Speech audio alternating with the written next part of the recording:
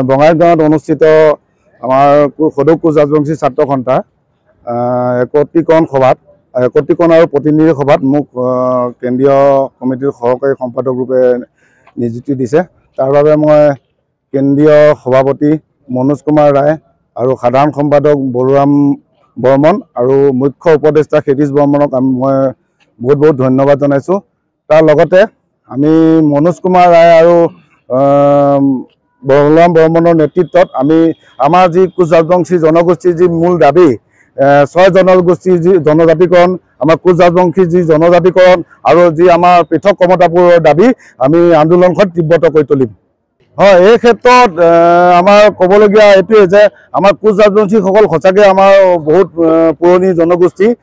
আমাক জনগোষ্ঠীটো পাবলৈ আমি যিখিনি আমাৰ ক্ৰাইটেৰিয়া লাগে সেইখিনি আমি গোটেইখিনি আমি ফুলফিল কৰিছোঁ। গতিকে আমাক অতি শীঘ্ৰে আমাক জনজাতিকৰণ দিব লাগে আৰু আমাৰ যিসকল আমাৰ সহযোগী আমাৰ ৬ জনগোষ্ঠীৰ লোক আছে তেওঁ সকলোকে আমাৰ জনজাতিকৰণৰ আমি দাবী কৰিছোঁ।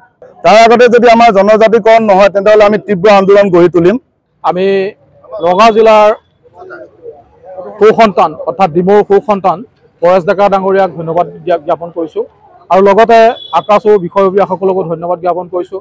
তেখেতসকলে যে আমাৰ মাজৰে এজন সতীৰ্থক ইমান এটা সাধাৰণ সম্পাদকৰ দায়িত্ব অৰ্পণ কৰিলে সেইবাবে আমি তেখেতসকলক ধন্যবাদ দিছোঁ আৰু লগতে আমি পৰেশ ডেকা ডাঙৰীয়াৰ লগত ওতঃপ্ৰোতভাৱে আছোঁ। তেখেতৰ লগত বহুখিনি কাম ইতিমধ্যে আমি আগুৱাই নিবলৈ চেষ্টা কৰিছোঁ।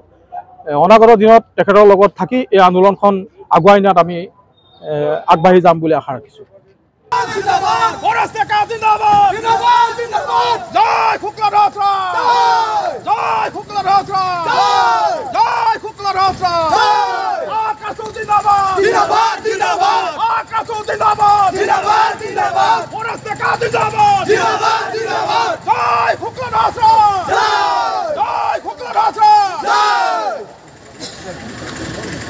বঙাইগাঁৱত অনুষ্ঠিত আমাৰ সদৌ কোচ ৰাজবংশী ছাত্ৰ সন্থাৰ একত্ৰীকৰণ আৰু প্ৰতিনিধি সভাত মোক কেন্দ্ৰীয় কমিটিৰ সহকাৰী সম্পাদক ৰূপে নিযুক্তি দিছে।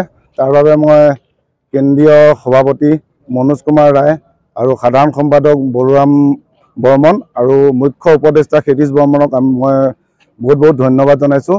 তাৰ লগতে আমি মনোজ কুমাৰ ৰায় আৰু বৰুৰাম বৰ্মনৰ নেতৃত্বত আমি আমাৰ যি কোচ ৰাজবংশী জনগোষ্ঠীৰ যি মূল দাবী ৬ জনগোষ্ঠীৰ যি জনজাতিকৰণ, আমাৰ কোচ ৰাজবংশীৰ যি জনজাতিকৰণ আৰু যি আমাৰ পৃথক কমতাপুৰৰ দাবী আমি আন্দোলনখন তীব্ৰতৰ কৰি তুলিম।